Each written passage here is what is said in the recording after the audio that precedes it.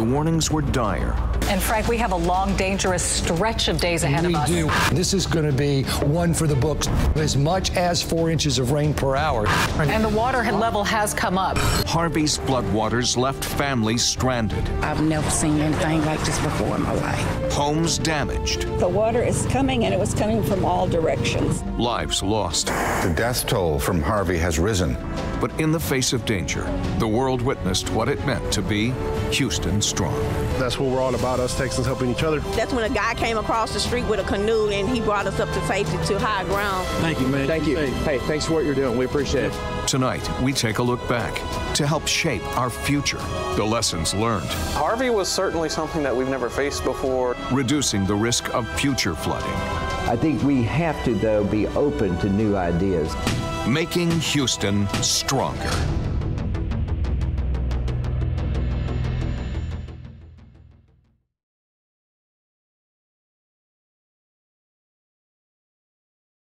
KPRC presentation, Making Houston Stronger, a town hall on rebuilding our county, our city, and the entire region. We are very honored to have with us tonight Houston Mayor Sylvester Turner and Harris County Judge Ed Emmett.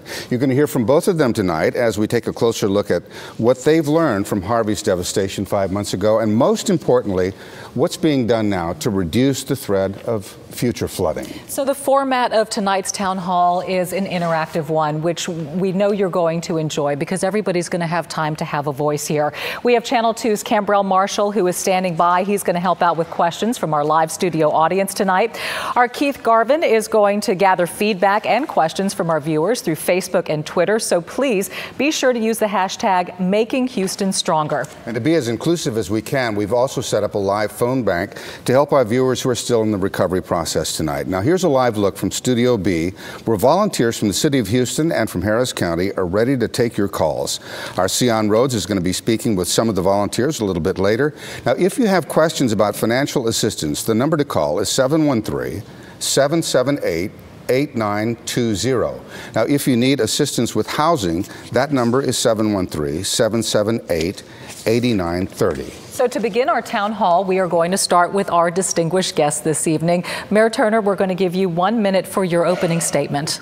Well, let me just say to you, thank you, number one, for hosting this. There's still a lot of people who have a lot of questions and still trying to find out what do they do next. We had storms in 15, 16, and 17, and also we'll have storms in 18 and 19. And so the main objective is to build a stronger, more resilient city as we help people to rebuild their lives. But we just don't want to put people in the same space. We want to put them in a better position. And it takes collaboration on both ends. I'm very thankful to have had the opportunity to work with County Judge Ed Emmett because it's a collaborative effort. It's not just a city issue, city, county, the whole region, quite frankly, the entire state. Judge Emmett.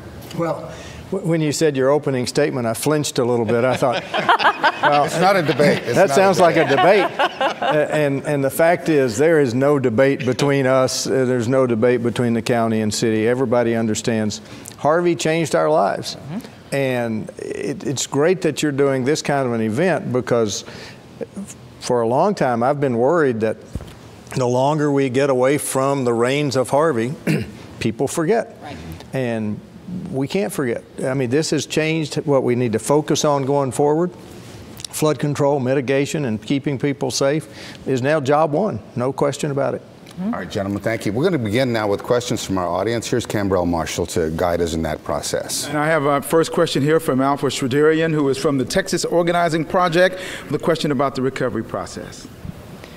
Mayor Turner, Judge Emmett, good afternoon. Good afternoon. Good evening. How will you ensure an equitable recovery process prioritizing low-income brown and black neighborhoods that may have been struggling even before Harvey? Well, let me just say we want to make sure that no one is left out or forgotten. That's important. Housing is a critical factor. I'm especially sensitive to our elderly, to people with special needs, people in low-income communities who are already on the margins in the storm, just pushed them further down. And I'm also sensitive to middle-income families that literally lost everything. Their savings have been exhausted, and they're wondering who will stand up for me. So everyone was impacted. And it's important for us to advocate on behalf of every single person in the city, in the county, in our region, and to help to put them back in the form. That's why we want resources to come to the city as quickly as possible, like yesterday, okay? And that's why the county and the city are advocating, pushing the state, pushing the federal government to send resources, because those resources are desperately needed. Alpa, thank you so much for your question. That really is an important question. Let me just add one little piece to it.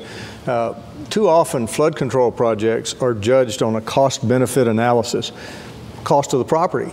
But the reality is we really ought to be looking at people. Forget about how much the home is worth. Talk about how many people you're moving out of harm's way. And that should go a long way toward alleviating your concern. And I hope that becomes the way we do it in the future. Like we mentioned, we are taking questions from the audience, but also, you know, the impact on social media these days. People are following us there. So our Keith Garvin is monitoring the Facebook and the Twitter feeds to get some viewer questions as well. Let's bring Keith into the conversation now with feedback from our social media platforms. Keith?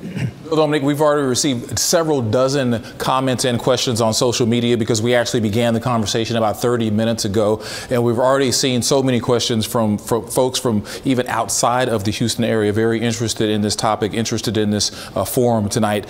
Several questions about dams and reservoirs. This one here coming from a viewer named Laura Gemini had an interesting comment. How much are our leaders committed to preventing another massive flood money-wise? And we need input from the Dutch, of course, talking about an elaborate system that they have there in the Netherlands, but people thinking about and looking at other ways to prevent this in the future. And a question from viewer Joyce Sacelli Moore. She says, have any renovations been done to the Addicks Reservoir or Barker? We're going to toss that question back to you all down there. All right, Keith, thanks a lot. Gentlemen, how about going to the last question first? Anything been done to the Addicks and Barker reservoirs? Nothing significant yet, but everybody understands something has to be done. Addicks and Barker Reservoir are federal projects, and they're part of this federal spending bill that's been tied up right now. So everybody knows we've got to do something about that, and we've got to build a third reservoir to relieve the pressure on those two. However, I will say that on tomorrow's County Commissioners Court agenda is an item about desilting Addicks Reservoir to some degree. So there's also been talk about a third reservoir. Well, let me just say that we need a third. It's important. I think the cost on that is about $500 million. And that's why it's important for us for the federal dollars to flow down, because those mitigation strategies are primarily funded on the federal level. And so that is desperately needed. The package that they're scheduled to vote on at whatever point in time still doesn't include all of the dollars that we need in our region. Right now, I think it's about $81 billion that's been approved on the House side, but that's to be divided between California, Texas, Florida, and Puerto Rico. Yes. And so if you take that $81 billion and divide it by 4, when the governor has already said we need about $61 billion alone just for Texas. We're only scratching at the surface here. We're scratching at the surface. When those federal dollars are released, are they going to be allocated for the reservoirs first? And how do you determine that? I had a conversation with Congressman Culberson this afternoon. You're not allowed to earmark anymore. So they're not allowed to say this money goes to this particular project. However, I think our congressional delegation, Harris County delegation, has gotten creative. And they said these projects have to be spent on areas over a certain population that have flooded 3 times in the last 2 years. And, you know, the county and city start with the letter H or something. I don't, they probably didn't go that far, but they're doing everything they can. The delegation is united in trying to get this money for us. And if I may add, let me just say, if we don't get the resources to build our areas stronger and we're more resilient, whatever dollars they are providing to us is simply funding for failure, because it is going to rain again. There is going to be another storm. And if they simply provide us with enough resources to put us back where we were pre-Harvey, then it's funding for failure. it's money that's not being spent prudently. So we need the mitigation dollars, and we need the third reservoir. We need to expand our bayous, detention basins. There's a whole list of items. And we'll be talking more later about why more rain is coming with our meteorologists. Right. Right now, I know Cambrell has another question from our audience. I do. I have Linda Berger from the Jewish Family Services with a question about Meyerland. Hi, yes. Hi, Mayor. Thank you. How do we balance moving forward with a rapid recovery of the greater Meyerland area without a comprehensive plan for redesigning it so that we can plan for future water events? Well, let me just say, Linda, and number one, let me thank you for the work that you and your organization have done over the years. Very much appreciate that. But what I will say to you is that we know we need to expand the bayous, and Judge can speak to that. I know Harris County Flood Control District have already done a lot of work, but we've been waiting for funding to come in. I know based on some of the modeling, had Project Brace been completed, thousands of homes would not have flooded. We're now dealing with CDBG dollars from 2015. To help elevate homes in that Meyerland area. And we'll probably be doing similar things for 2016. The dollars that we got in 2015, we were able to raise or elevate like 40 homes. That's not nearly enough. And then at one time, we can only do 10 per year. Well, that's been waived in the post-Harvey era. Now we can do more of that. But we simply have to do more things to mitigate or reduce the risk of flooding for people in the Meyerland area, because quite frankly, I don't want people to leave. I want them to stay. And the only way we're going to get them to stay is that we have to convince people that we're going to do things differently now than we have done before. And that's why we are knocking on the doors, the county, the city, we're all on the same page, saying to the feds and to the state, please help us out. Linda Berger, thank you so much for your question. Coming up next, why the Houston area sees so much heavy rain and what's being done to get a better handle on where that rain is going to fall the heaviest, where we're going to see the most flooding. But first, as we head to break, we have another live look now from Studio B, where volunteers from the city of Houston and Harris County are ready to answer your calls. If you have any questions about financial assistance, the number to call is 713-778-8920. And if you need assistance with housing, here's a different telephone number for you. It's 713-778-8930.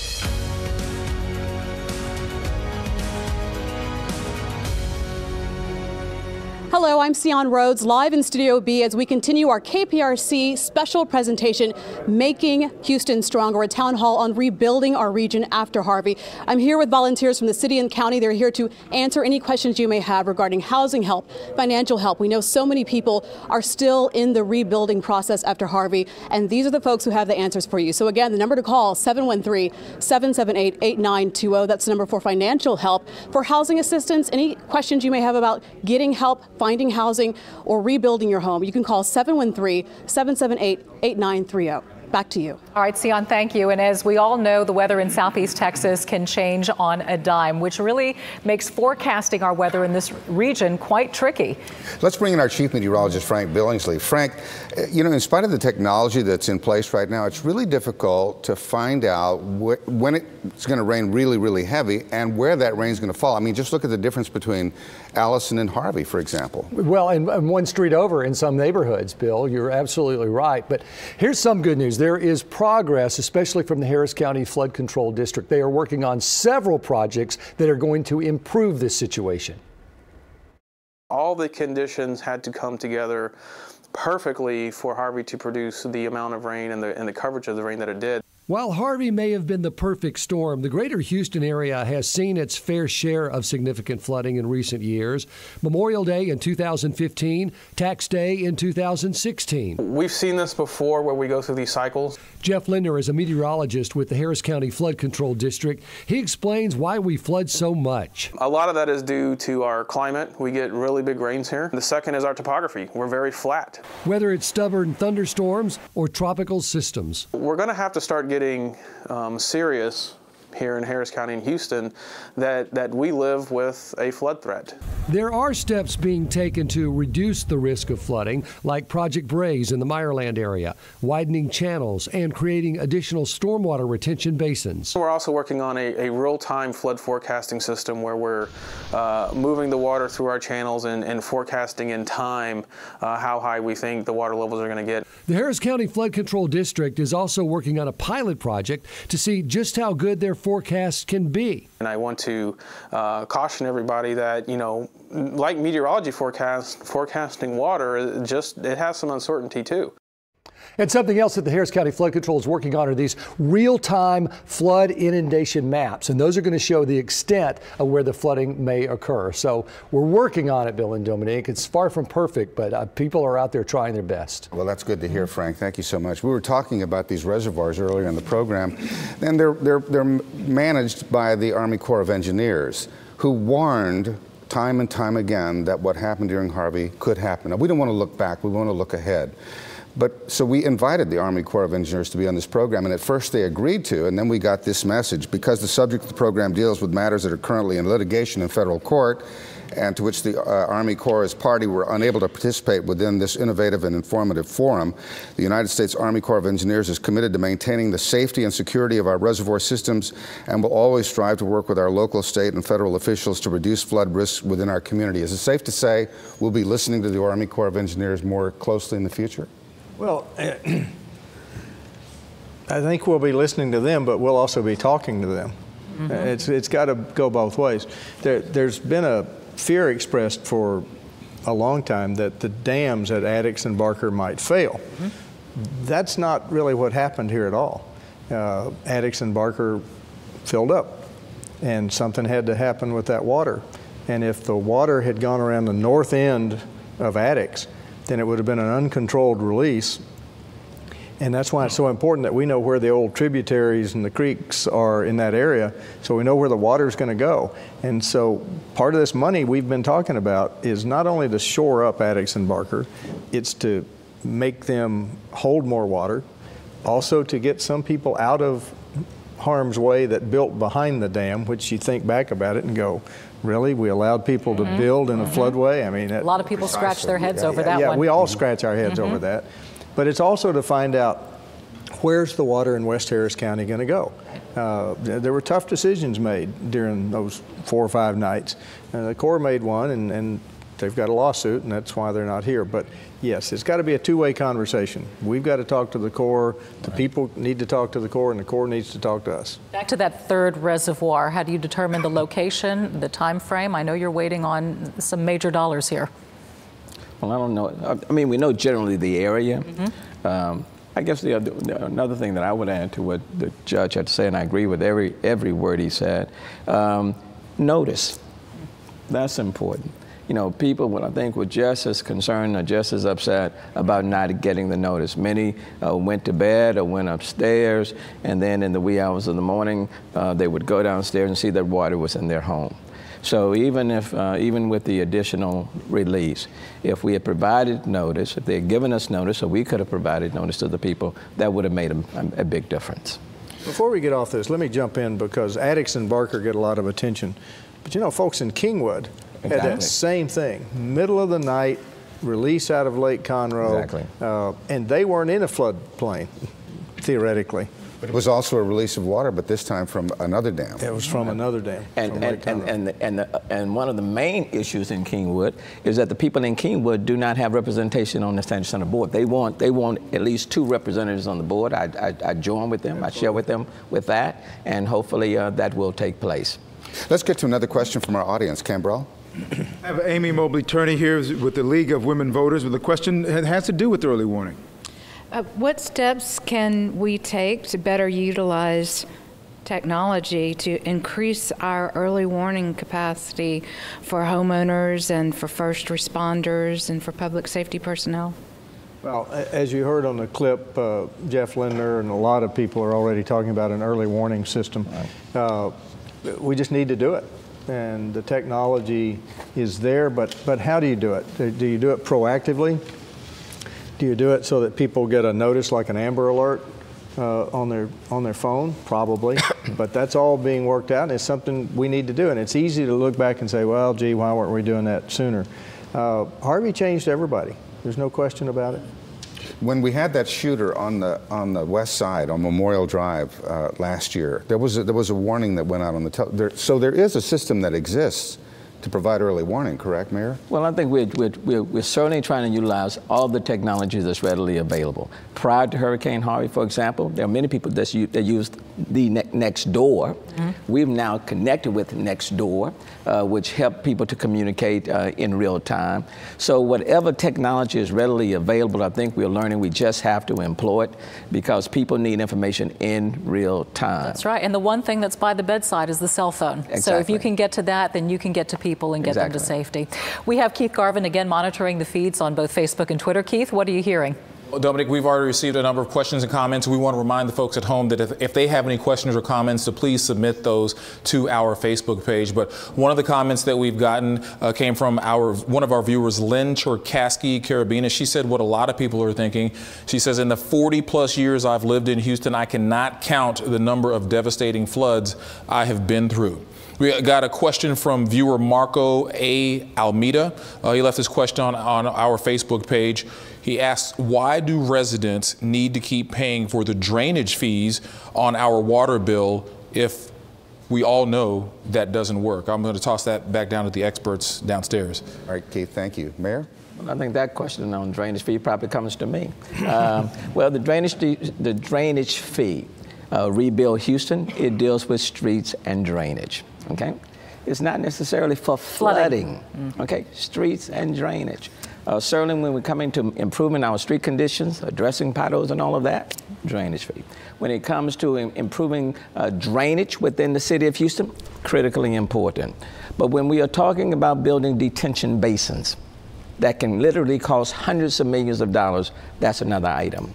When we're talking about expanding the bayous, that's a much bigger item. When we're talking about building reservoirs, that's a much bigger item. Those are billion-dollar projects, okay? When you're talking about building the coastal spine, for example, if the hurricane had hit the Galveston Bay and that storm surge had come in, that's a $12 billion project alone. So yes, Rebuild Houston is needed in order to improve drainage in the city of Houston, in order to improve our streets. But Rebuild Houston, that drainage fee will not be enough in order to impose or implement the mitigation strategies that will minimize the risk of flooding. Now, stormwater detention is in many cases the responsibility of the developers, and sometimes they ignore it. How come their feet aren't held to the fire on these detention ponds? Well, let me just tell you, in the post-Harvey area, everybody's feet has been held to the fire. And even in the city of Houston, and I applaud the county because they have already moved to implement some steps. But I would tell you, coming up in the city of Houston, we are already debating, and City Council will be moving on. Well, we are no longer looking at a 100-year floodplain. We're looking at the 500-year. Right. I think we have a similar question coming from our audience, by the way. Cambrell? We do, in fact. Cynthia Neely is from the Residents Against Flooding, has a question about that topic. Yes, given our vulnerability to catastrophic flooding and costing Americans millions, billions of dollars every year, shouldn't we mitigate 100% of our stormwater, meaning all new buildings that are built would be required to take care of 100% of the water that runs off their buildings and not let it run off into our living rooms? Other cities do this. Thank you. Gentlemen? Since you took drainage fee, I'll try and take this one. Yeah, in a perfect world, you're right, Cynthia, no question. Problem is, how do you measure that? And one of the problems we've had at the county level, the detention requirements have been imposed, and if the developers hire their engineers and their attorneys to say this mitigates 100%, and they win that in court, then that's the way it is. Harvey changed, you're going to get tired of me saying this, but Harvey changed everything. Yes. Because now, look at the fact that we had 3 500-year floods plus in 2 years. Our definition's clearly wrong. Obviously, our definition on detention was wrong in some areas. We need to recognize that and move forward. And let me just say, I mean, no longer is the conversation about a 100-year floodplain. Not anymore. I mean, we're talking about 500 years, okay? Now, that's going to add to the cost. Okay, that's going to add to the cost. We're now talking about eliminating grandfathering, some provisions. And so that's going to add to the cost. And so you're having to strike a very critical balance. Affordable housing remain in the city of Houston so people can stay here, minimizing the risk of flooding. So the steps that we are taking are going to increase the cost, but you also have to be sensitive to people that are operating at the margins too. People who are barely making it, okay? So it's a balancing, but certainly we have to build differently, we have to develop differently, and just the fact that we're having a conversation where we're now focusing only on the 500-year, not on the 100, is a significant step forward from where things used to be. We're going to continue on this train of thought right after the commercial break, and we're going to talk and ask that question of whether tougher regulations can truly reduce the risk of flooding, and also talk about the economic impact of those tougher regulations. And please remember that volunteers from the city of Houston and Harris County are here right now ready to answer your questions. If you have questions about financial assistance, the number to call is 713-778-8920. If you need help with finding housing assistance resources, number to call is 713-778-8930.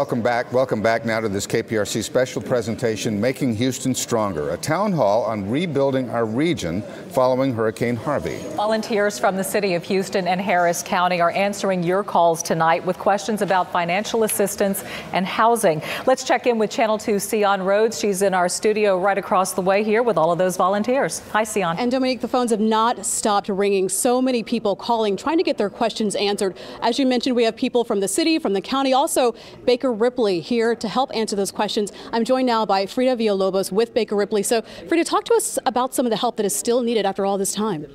So it varies. So it's a case-by-case basis. So anything from housing assistance, financial assistance, people have a need for immediate needs such as food, basic needs items. So Baker Ripley is able to support in many different ways through our community centers, but also through our case management support. What is the process people need to go through to get that help from you guys? So one of the first entry points is to call United Way's helpline 211 in order to get on the list so that we're able to connect with the case manager. Another great way to find out how to get help is to visiting bakerripley.org. Go to our locations page on the website. All of our restoration centers, which is a way that we're supporting on the ground, they're all listed in that page. All right, Frida, thank you so much. And again, the number to call for financial assistance, 713-778-8920. If you need housing assistance, the number is 713-778-8930. As you can see, they're very busy on the phones. If you can't get through, please continue to call because they do have answers to help you. Back to you guys. All right, Sion, thank you very much.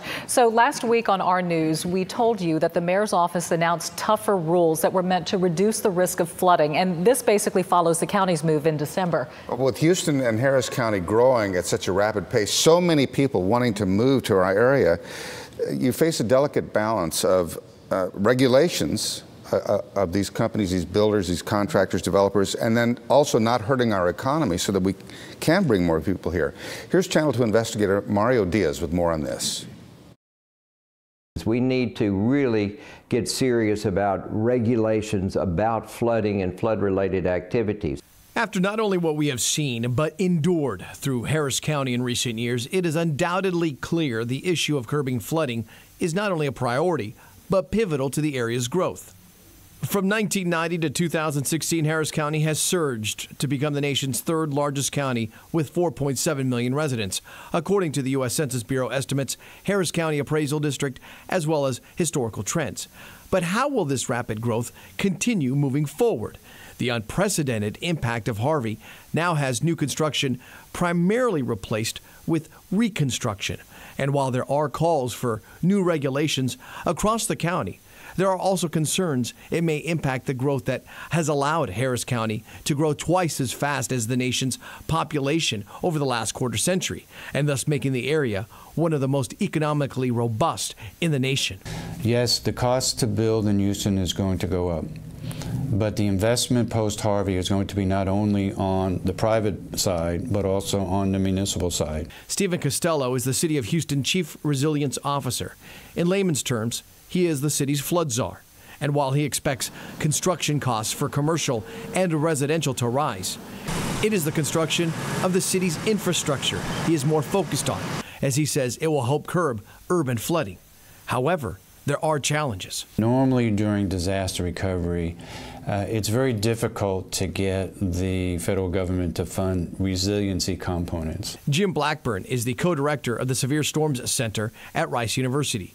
He feels that while there may be a short-term investment that taxpayers will have to fund, the measures can have long-term gains. I think done well, a regulatory process that protects everyone's property values may well help with the economic development as opposed to hurt. However, Blackburn is deeply concerned about the one storm that he believes will cripple the economy, the one storm that little can be done to prevent. Particularly with the big storm surge coming in and knocking out the Houston Ship Channel. If something like that were to happen, and that's a very real possibility. We haven't seen the worst storm in Houston. As bad as Harvey was, it was a rainstorm. It was not a surge event, and the surge event is the one that will absolutely devastate our region and the economy.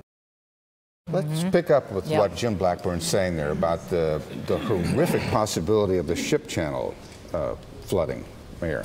That's huge. I agree with him. That's why many people are advocating for coastal spine, It is a huge cost. It's $12 billion. But let's say that the hurricane did hit the Galveston Bay and you had that huge storm surge. I mean, you take the port out, that doesn't just impact us. It impacts the whole country. Right. A lot of the jet fuel is supplied from the port throughout the United States. So that is a mitigation project. And it's not like we're asking for a great deal. After Hurricane Katrina, the feds awarded Louisiana $18 billion on mitigation projects. The coastal spine for us is 12.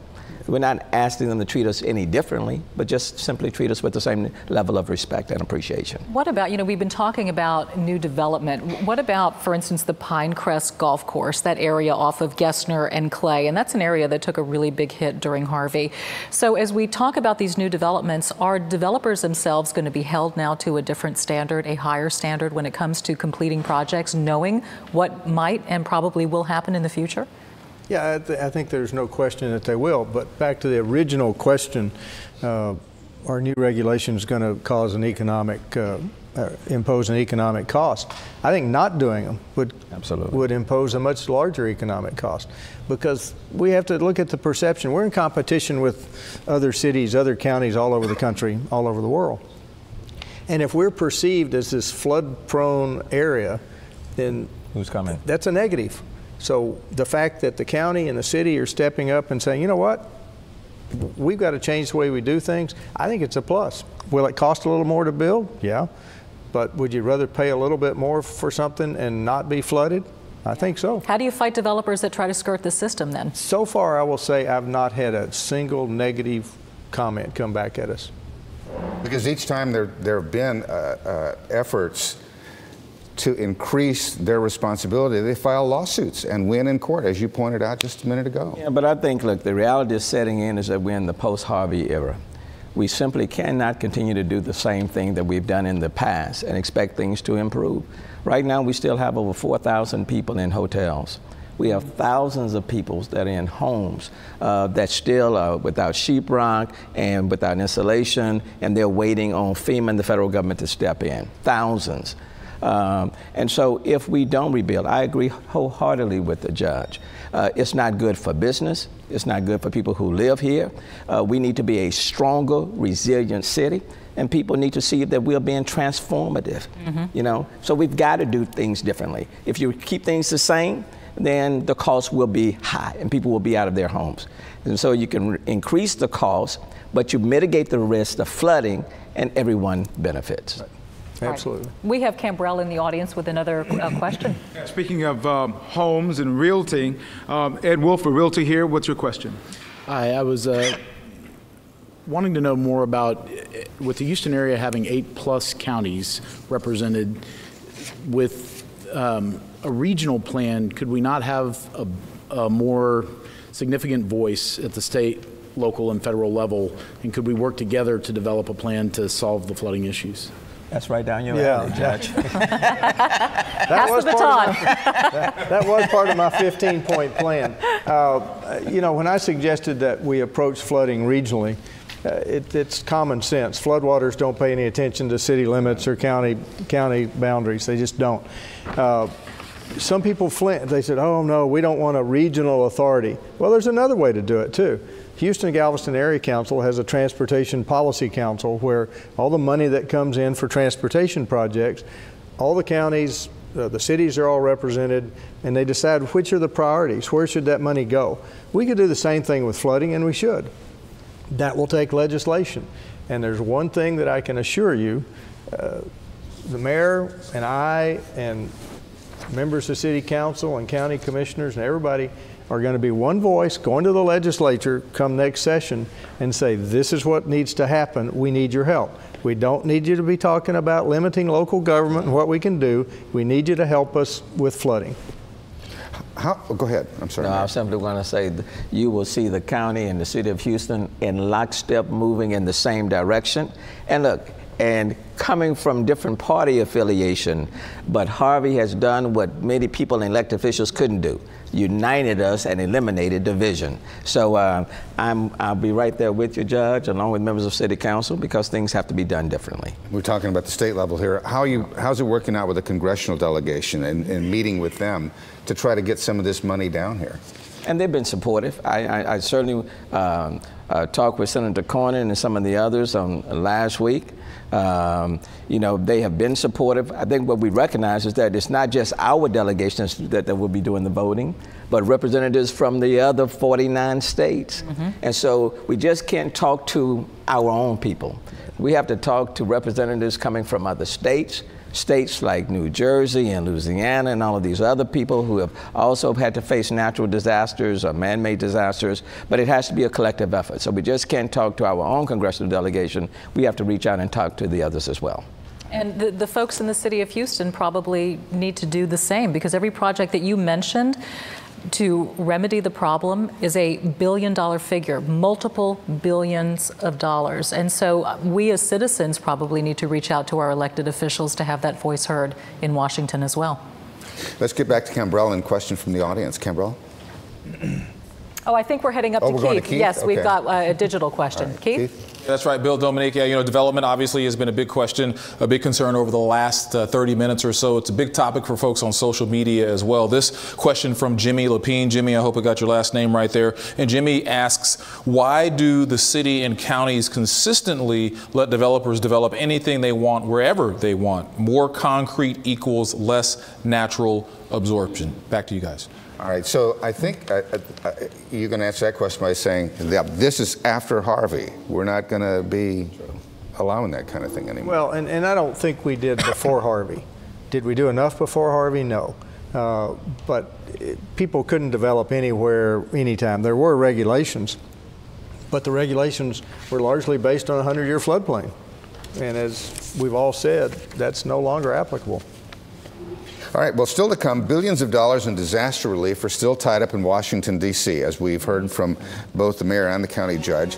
We're going to take a look at how much money Texas has received and how it compares to other hurricanes that we've seen in the past. Plus, volunteers from the city of Houston and Harris County are ready to take your calls with Harvey-related questions. 2 separate numbers for you, one for financial questions and the other for housing assistance. Those numbers are both at the bottom of your screen should you need to call.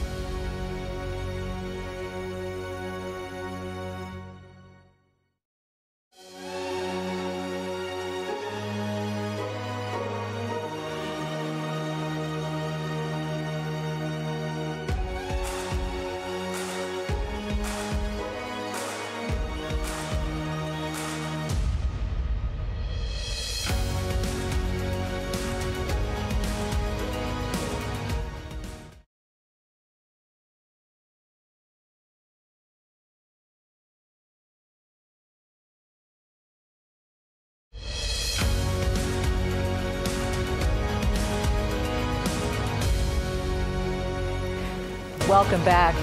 So here's a staggering number for you. Right now, $81 billion in disaster assistance is held up in Washington, D.C. It's money that can be used right now to help in our Harvey recovery efforts. Lawmakers are hopeful that they're going to pass a bill before the government is slated for another shutdown showdown on February 8th. Let's hope that doesn't happen. But in the meantime, let's take a look at how previous hurricanes compared to Harvey in terms of damage that we received and the federal aid we received.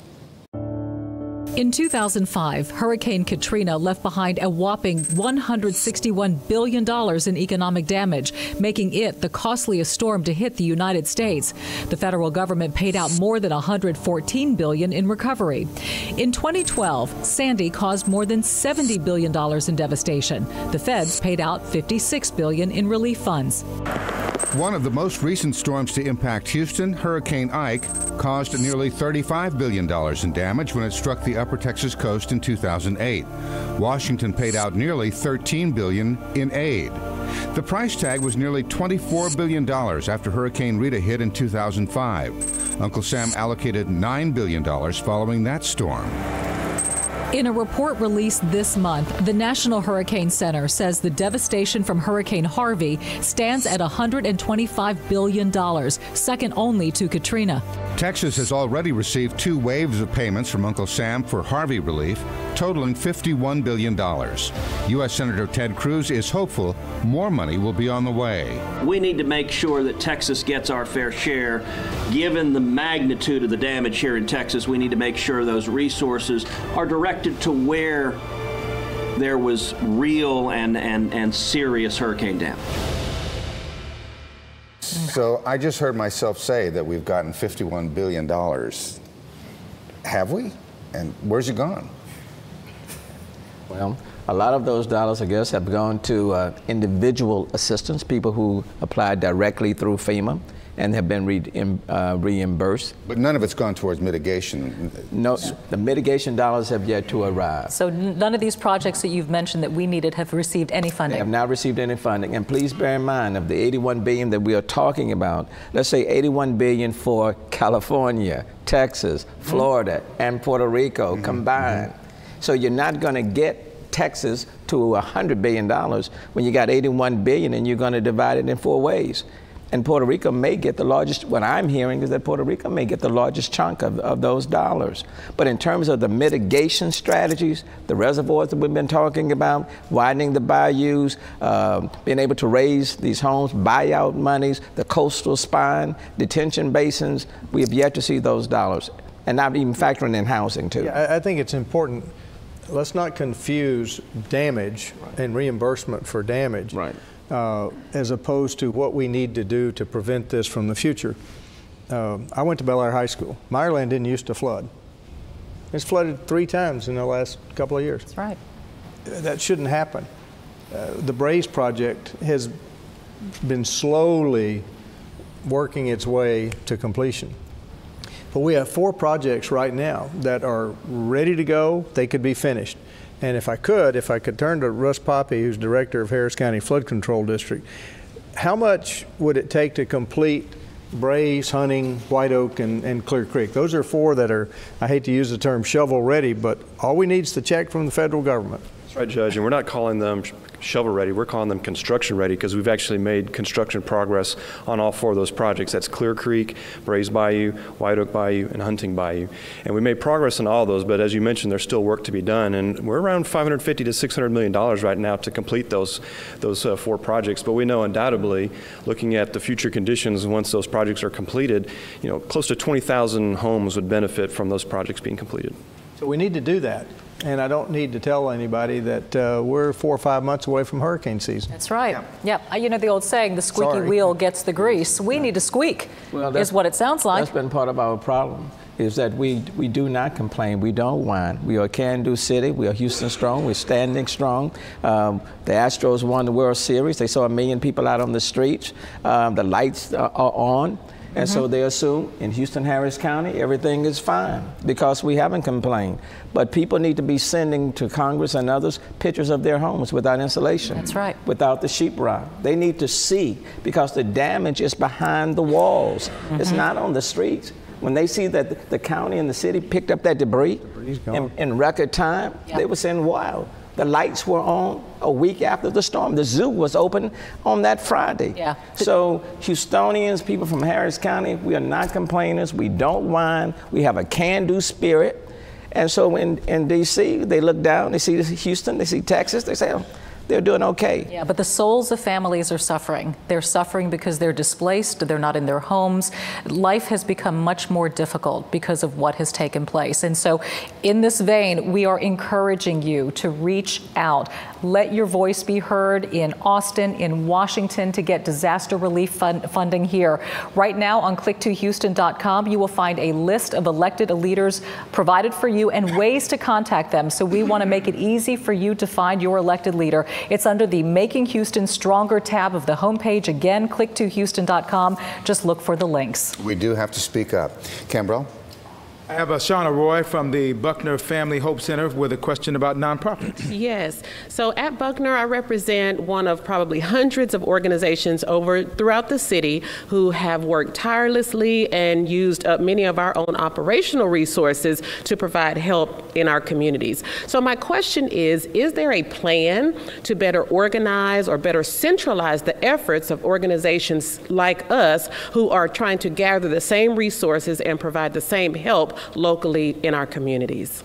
And the answer is yes. And let me thank you and so many other nonprofits that have stepped up. But for the nonprofits, volunteers, we would not be where we are today.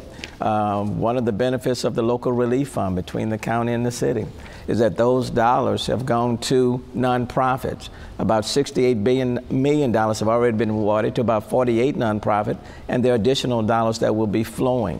So we do need to connect even more with nonprofit, the faith-based community, and others who are really out there in the communities on the front line. So let me thank you. Working at our neighborhood recovery centers, you all have been in there, so thank you so very much. And if you want more details, you can contact Greater Houston Community Foundation, United Way, or even one of the larger nonprofits like Baker Ripley, and there are so many nonprofits that are being helpful. We do need all of you. Thank you, Shauna. Thank you for what you do in the entire nonprofit and volunteer community. That's what makes Houston the beautiful city it is. Absolutely. Keith, I understand you're fielding more questions up there. We are. We've gotten tons in, Dominique, and this town hall, of course, focused on the future and how to make Houston stronger. And so our viewers on Facebook are really pushing local leaders to get all the input they can to try and prevent another catastrophe like Harvey. Ellen V. Reed, she wants local leaders to reach out to their counterparts elsewhere. We've heard some of that from the mayor and from the judge as well. She asks, has the city met with other cities regarding their flood control options? And this probably would cover cities not only in Texas, but other parts of the country and other parts of the world as well. Bill, Dominique? How would you respond to that? Well, I just left Washington, D.C. Last week on a panel discussing how do we prepare for the next storm. I was with the mayors from Key Biscayne out of Florida, and many of the mayors from Puerto Rico. All discussing how we move forward. We're all in agreement that unless you provide additional dollars to make your city stronger and more resilient, you're simply providing funding for failure. Okay. The overriding theme has been money and the lack of it, waiting for money that may never come. I mean, is there any reason for hope here? I think there is. But as I've said from the beginning, right after Harvey, the federal government's going to do whatever the federal government does. And is it going to be enough money? No, but we have to take that. And then the state, the state has the rainy day fund. Say that again. This was clearly a rainy day. And I know that state leaders have been saying that they're maneuvering around and they're going to tap into that fund come next legislative session. But make no mistake about it, at some point at the county and city level, we're going to have to turn to the residents and say, you know what? It's going to cost money. We can't keep playing this political game of we're going to cut local government, and then say, oh, by the way, why didn't you take care of this flood? Well, it doesn't work that way. So what the county's going to do for the Harris County Flood Control District, we're going to figure out what bond amount we need, and we're going to be coming to the voters as soon as we know what the number is, because we can't go to them and say, give us this amount of money and not be able to tell you what we're going to do with it. You have to have a general sense of where the money is going to be spent. And we're just going to bite the proverbial bullet and do it. And it's back to being Houston strong and Harris County strong. Now, the mayor has shown a lot of courage in asking folks for money when it's needed, and you're going to have to keep doing that, I guess. I know this is not responding. Let me let him off the hook. These are going to be Harris County flood control district. A lot of those are in the city of Houston. But I agree with you. But let me just say, Bill, yes, at this point in time, you have to call it as you see it. And where there's a need, and if you know there's an answer to it, you have to be straightforward and let people know this is what it's going to take. You cannot make brick without straw. Mm-hmm. And people don't want to keep going through flooding after flooding after flooding. And so there is a cost associated with it.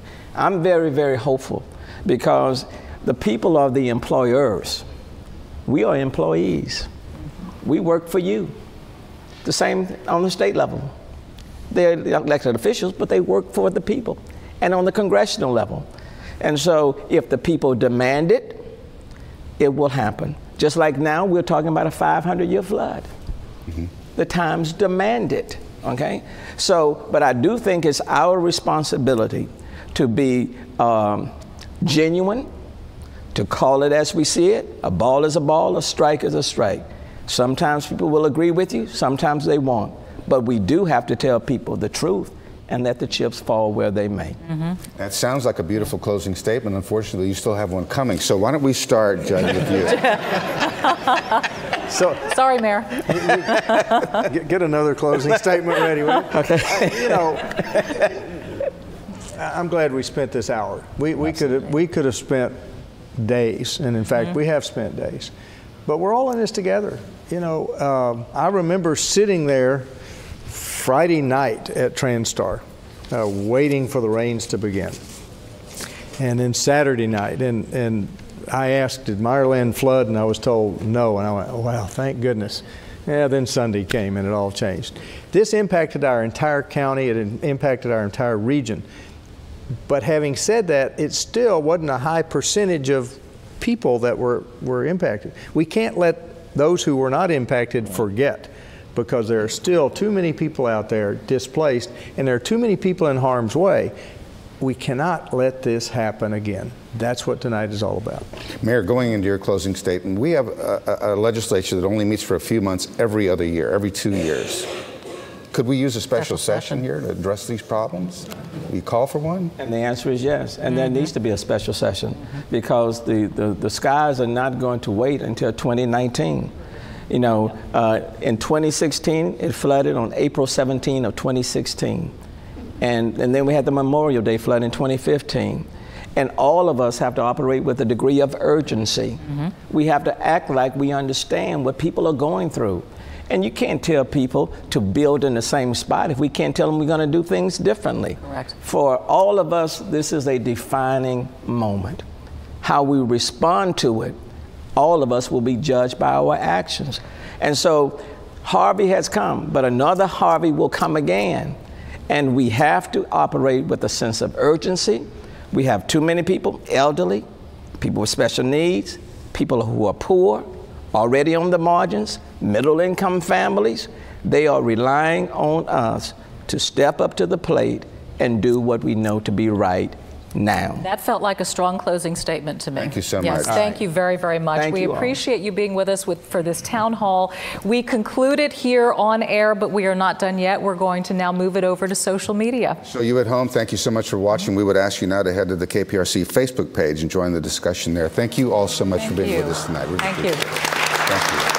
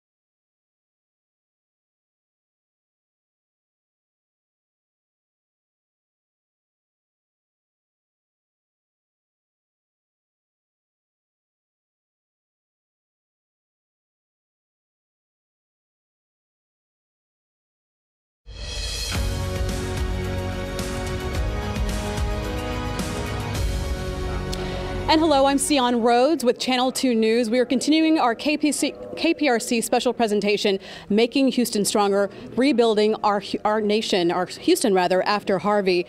It's a really tough topic that we've tackled the last hour on air. We're now continuing the conversation here on Facebook Live for you. So we want to bring in now some of the folks who are here with us in our phone bank in Studio B. I'm here with Frida Villalobos. She is with Baker Ripley, and Baker Ripley is one of the nonprofits that is offering a lot of help to folks in the aftermath. So talk to us about the help that people still need here. Anything from housing assistance, financial assistance, people are still living under tents, for example. So one thing that we want to make sure people know at home is that people are still rebuilding, people still need help, and we are one of the many agencies that is doing a lot of the work on the ground. What are some of the processes that people can go through to get that help? So one of the best ways to reach out and to get on the list, for example, is to call the United Way helpline, 211. We want folks to understand that there's a lot of folks that need help, so just be patient with us. That is the best way to get on the list for our case management. Once connected to our agency, they're going to be connected with the case managers that's going to walk them through the process and guide them. And we do want you to know that we have two numbers to call if you need assistance, financially speaking, or also dealing with housing. So the number for financial assistance is 713-778-8920. We also have a number, 713-778-8930, and that is for any housing assistance. You can see we have many volunteers, employees with the city and county, and some Baker Ripley volunteers as well, here answering your phones. The phones have not stopped ringing because we know so many of you are still trying to put the pieces of your lives back together, and these folks are here to try to help you walk through that process. We know a lot of people are still dealing with FEMA applications as well, Frida, trying to just get the basic help that they need. Exactly. So it ranges. We always talk to folks, and in every case is different, every need is different. So the best thing that we can tell folks is to connect one of the local agencies that is doing a lot of the long-term recovery and get someone to guide them through the process and touch base with us. Baker Ripley also has restoration centers at all of our community centers, and the best way to get in touch with them is to visit our website, bakerripley.org. Go to the locations page on our website, and there's going to be a list of locations where they can go in person, talk to someone, and learn more about how they can get support. And we are glad that the phones are ringing. We know that you're probably still trying to get through, but do not give up. Continue to call because these volunteers are here, able to guide you through the process of getting all of the help that you need. Again, the number to call, 713-778-8920. That is if you need any sort of financial assistance. If you need any housing assistance, the number 713-778-8930. And of course, we're going to be here throughout the evening for the next 20 minutes or so to walk you through how Houston is recovering in the aftermath of Harvey. All right, Sion, thank you so much. Those of you who have stayed with us online or joining us online, thanks so much for being with us. We were on the air for an hour with the mayor and the county judge, as you know. And the mayor had to leave. He had other business, pressing business to attend to, but County Judge Ed Emmett has stayed with us. Thank you. Thank you for being with us. So talk to us. You know, the people are watching at home, and everybody has a Harvey story. Everybody has some experience with that storm, all to varying degrees. And people just want to know, what is the city and the county doing at this moment to address things? What are the things that are being addressed at this point? And I know a lot of it are big picture ideas, and you can't do it until some big dollars arrive. Well, yeah, during the hour when we were on the air, we talked a lot about money. But already on the regulatory side, the county has acted. The mayor has put out his proposal, and my guess is I'd be shocked if City Council didn't go along with that, so that's probably going to happen. We can do those things. And then we've started the buyout program. The county started spending county dollars. We hope we get reimbursed, but we really can't wait. We've got to show that this is job one going forward. As soon as we can start getting some of the federal dollars in, some of the state dollars in, then we can start completing some of these projects. But beyond the projects that we know we have to complete, we've identified other things. And I'll give you an example. After the two earlier floods, too many people had drowned in underpasses. And the county... I remember you took ownership of that. I said, we can't let this happen again. Well, unfortunately, we did have one underpass death this time. Yeah. And that was in an underpass that hadn't been identified previously. But nobody drowned in any of those other underpasses because we said, we're going to solve that. And that was the county and TxDOT and HECTRA and Metro and the city all working together. So we have to do those kind of things, and we will. Explain the buyout program. How do you determine where, when, how much? Can I throw this one to the audience? Absolutely. Russ Poppy, Harris County Flood Control. Explain Perfect. our buyout program. I don't know, does the city have a buyout program? You fund ours, that's what I thought. That's right. So our buyout program is primarily funded by federal dollars, usually coming from FEMA. And FEMA has different buyout programs that can be made available post an event like Harvey. And until the Senate moves forward and actually approves a third supplemental, we want to know exactly what programs get funded in FEMA. And that's an important distinction. I'll give you one example. If they fund one program within FEMA, the structure will have to have flood insurance in order to qualify for a buyout. But if they fund a different program, they don't have to have flood insurance. And so what we're encouraging our residents to do is if they are interested in a buyout program, they can go to our website and sign up to be considered when the funding does come. And then we know what programs are going to be implemented, and we can balance that criteria against people who have volunteered for buyouts. And once the buyout takes place, what happens to that home or property? We demolish it and we let that lot go back into a natural state. When we have a large enough number of lots put together, then that gives us something that we can do additionally, such as create an additional stormwater detention basin that would help reduce flood risks for structures remaining in that area. I talked to a gentleman who operates a gas station in my neighborhood, and he says, I live out in the county, in the west part of the county, and there are 360 some odd homes in my neighborhood. There are only 80 people living there right now. The rest of us are flooded out. We're waiting to find out if money's going to come where we can, rebuild our homes. A lot of people don't have money to continue. They didn't have flood insurance. We're in motels and apartment units right now, waiting to see if we're even going to be able to stay here, whether we're going to have to walk away from our mortgages. Well, that's the frustration. Put yourself in that position. Do you spend money and rebuild and then get bought out? I mean, that's the limbo that people are in. That's why we've got to, good word. We've got to have this acted upon quickly. So, and we won't have enough money to do all the buyouts. We just won't. So then the question becomes, what do you do with the rest of them? Right. And, and I think also Bill and I always talk about flood insurance. Once upon a time, unless you lived in a floodplain, you would then get flood insurance. But I think Harvey and the previous storms that we've had have completely changed the mindset. And I think everybody who chooses to buy in the city of Houston wisely should purchase flood insurance. Yeah, I think all of us have come to that conclusion. Everybody should have flood insurance. The irony is, we have a cabin up in Liberty County, and we're required to have flood insurance. Water didn't come within 6 feet of it. It's never going to flood. So the whole FEMA definition of floodplain is just not right. And we've seen that. And unfortunately, I always say, flood insurance doesn't cost very much money. You need to get it because no matter where you live in this area, your home can flood. And I was saying that without any basis all these years. Now I have basis for saying it because we've just seen it. But there's a wild disparity in flood insurance costs. I pay $400 a year, which is nothing. But I know somebody who's paying $3,000 a year because their home flooded in one of the 2 prior events. Suddenly it just skyrockets. And I have a feeling there'll be a complete reassessment on the part of the federal government about how much to charge for flood insurance in homes because of these floodplains that are changing. Oh, yeah, the floodplains are going to change, and that's going to change the dynamic of the whole flood insurance program. And when we talk about flood insurance, we're talking homeowners here. Yes. But don't forget, a lot of people impacted by Harvey were renters. And so renters have frequently, as the mayor said, those are the people really on the margins, and they can't afford it either. Even though they don't lose a home, they're displaced. And we've got to address where we put apartment buildings too.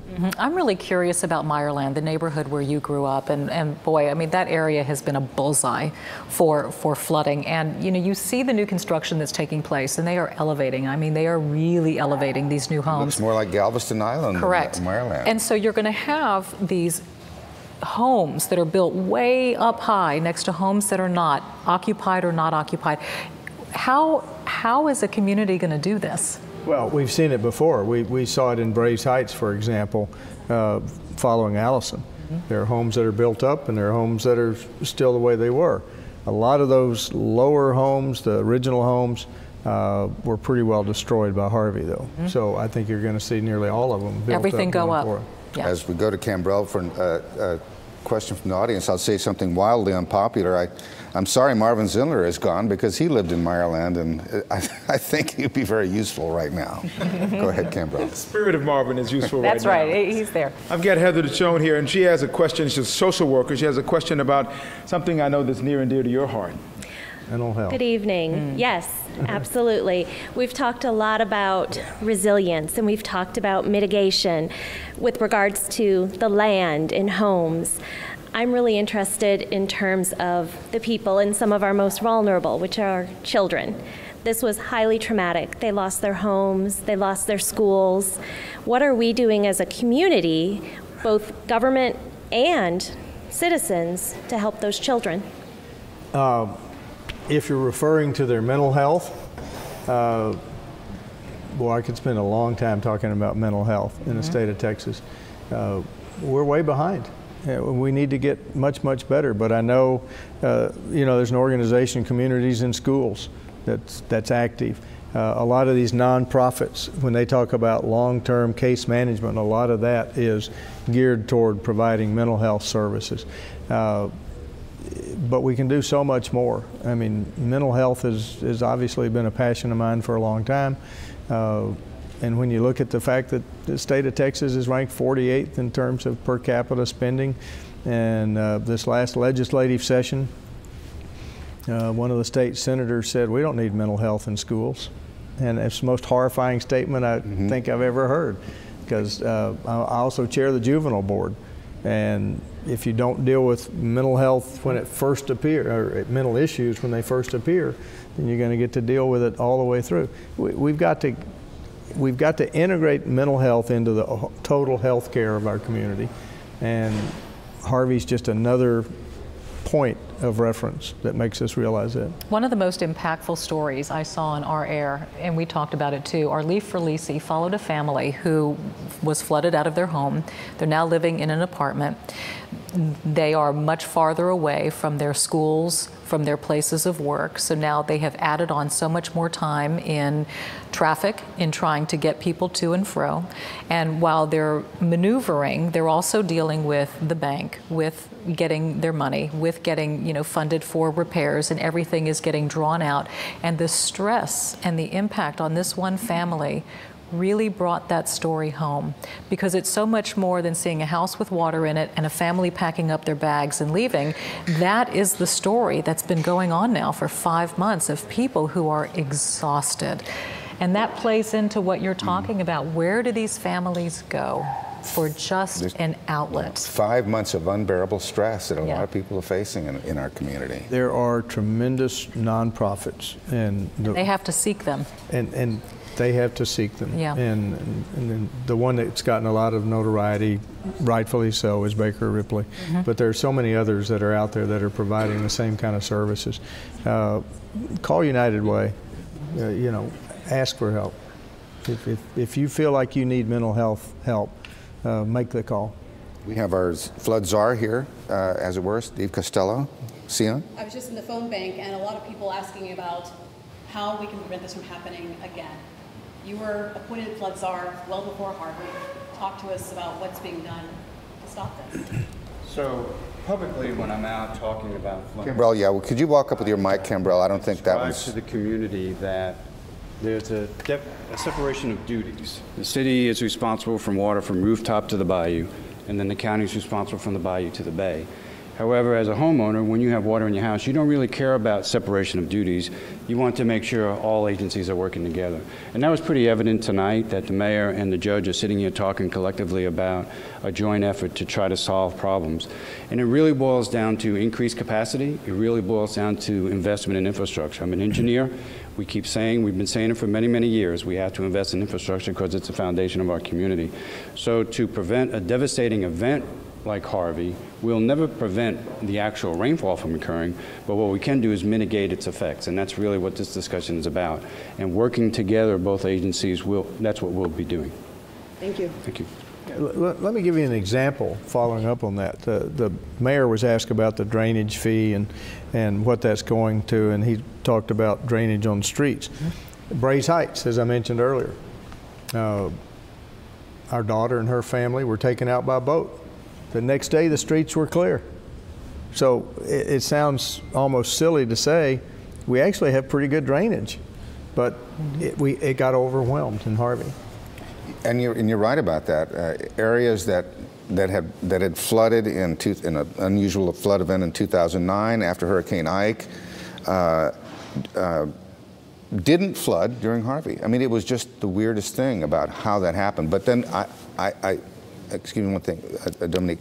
I think what's happened is that there have been drainage improvements, and we saw the result of that. Well, I'll give you the best example.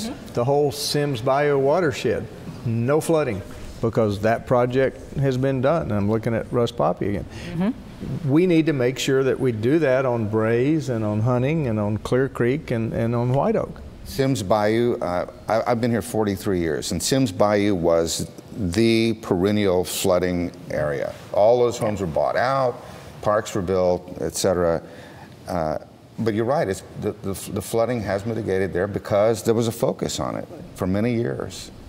I think the two go hand in hand. I mean, I do think that the work on the street flooding certainly helps. And I mean, I'm not far from Shepherd Drive, and while that construction was going on, I wasn't singing the city's praises. But now that it's beyond, you know, I see the impact, and it's made a difference. Look at the Texas Medical Center. You know, it went under for Allison.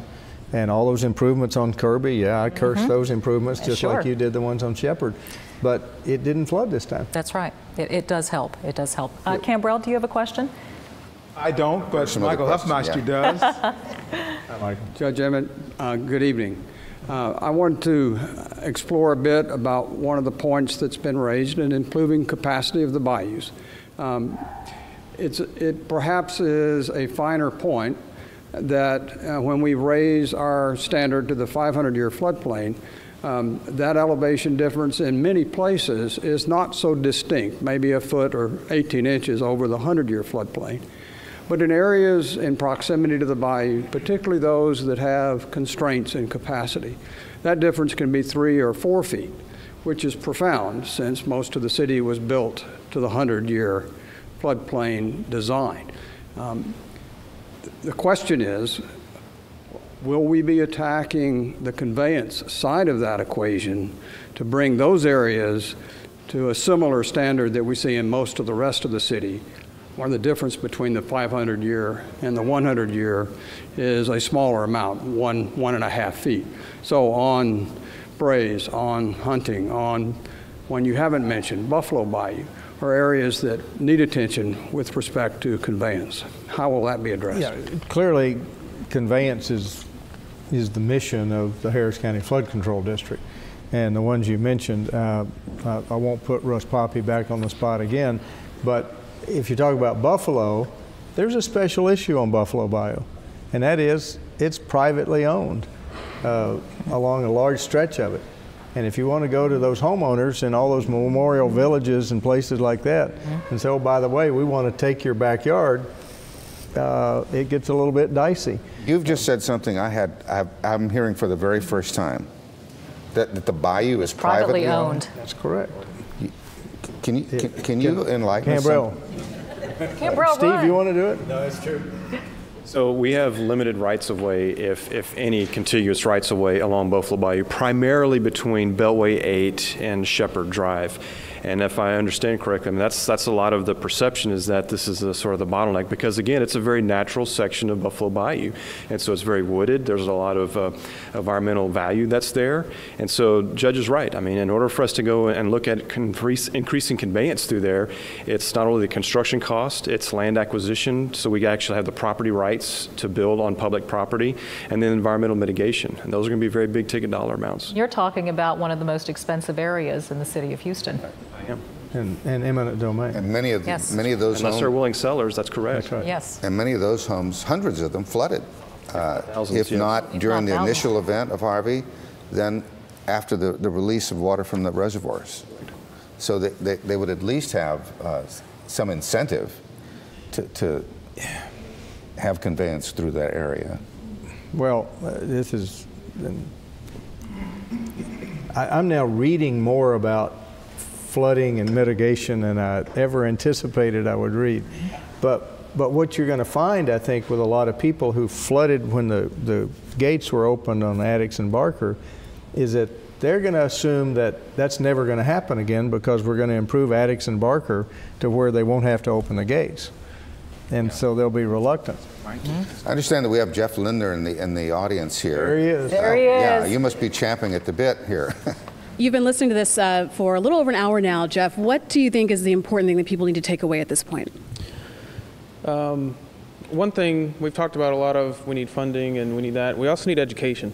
And it's some of the responsibility of the residents that live in this area to educate themselves on their flooding risk, to understand what watershed they live in, and to also understand that flooding is our natural disaster here, and it's going to happen from time to time, and we have to be prepared for it. And I think one of the things that Judge Emmett said right after the storm was we have to, in some degree, we can try to mitigate, but we have to learn how to live with this because it's going to happen again, and we just have to learn how to live with it. How do we do that? I think a lot of what you've heard here this evening, mitigation, but in some cases, you know, it's understanding the risk that we face, and a lot of what you heard here is the right direction that we need to go. And then, of course, as you've heard, it comes down to funding and how we get it done.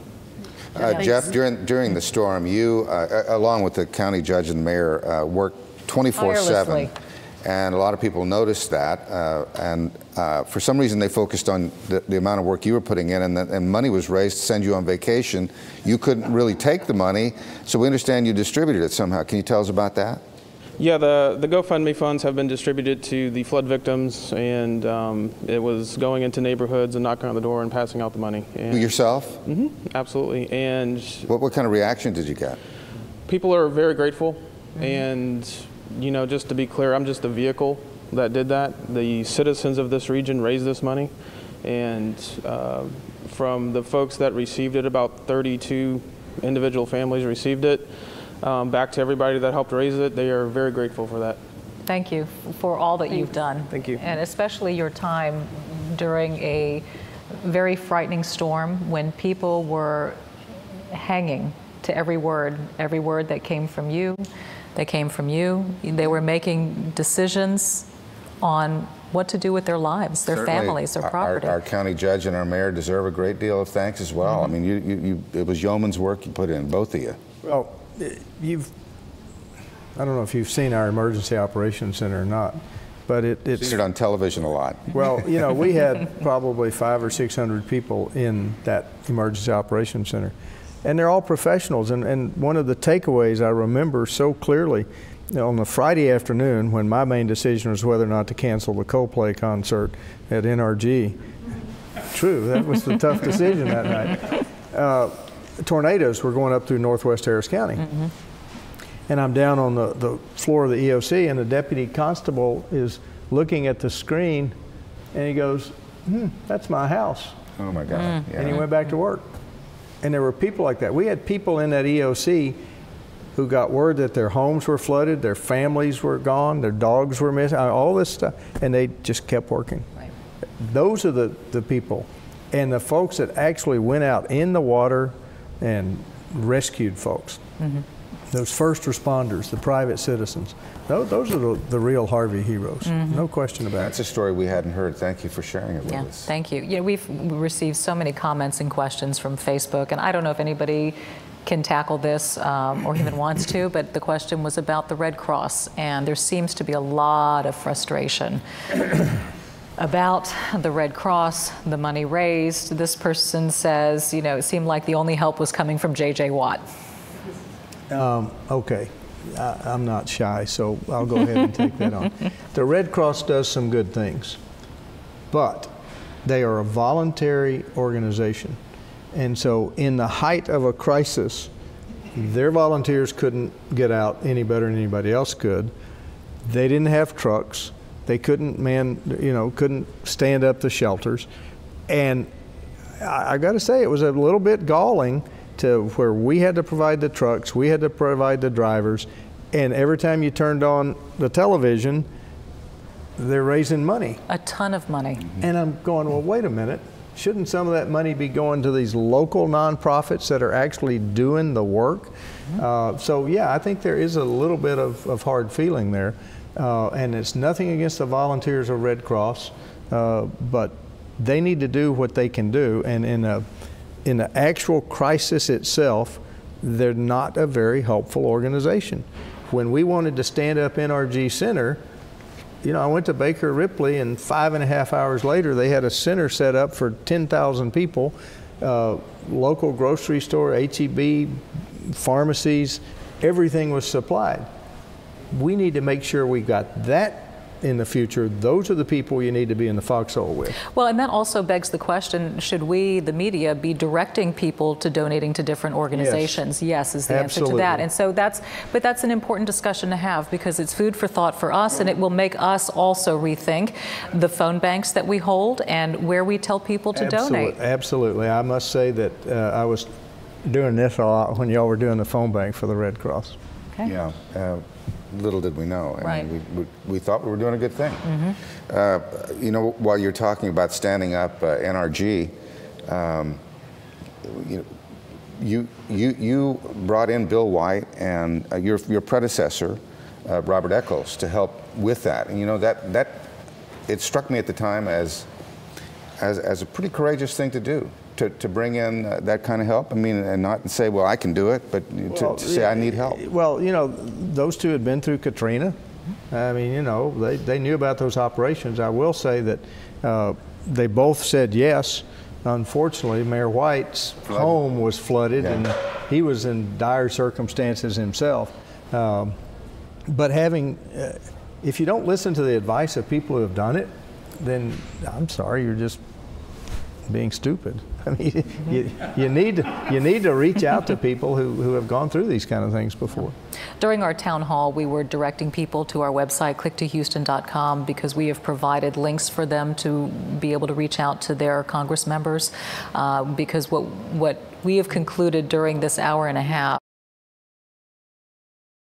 noise, and we need to let our leaders know that we desperately need this money moving forward. It's not about looking back, and it's not about a Band-Aid. It's about making our city functional in the future. And so I encourage people to go visit clicktohouston.com right now, find a link, find a way to reach out, talk to somebody, and let them know that we are desperately looking for and needing federal dollars.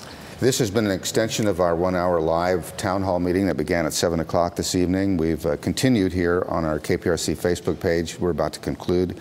But we want to let you know in leaving here that the entire broadcast, both on air and online, will be available on click2houston.com for those of you who didn't catch some or all of our broadcast earlier. We can't thank you enough for your time. No, thank you Judge for doing Ed Emmett, thank you so much. Thank you. And to the members of our audience as well, and our reporters who were getting great questions. You know, this was a big open dialogue that needed to happen. So thank you to everybody. We'll see you on our news at 10 o'clock. Please. Thank you.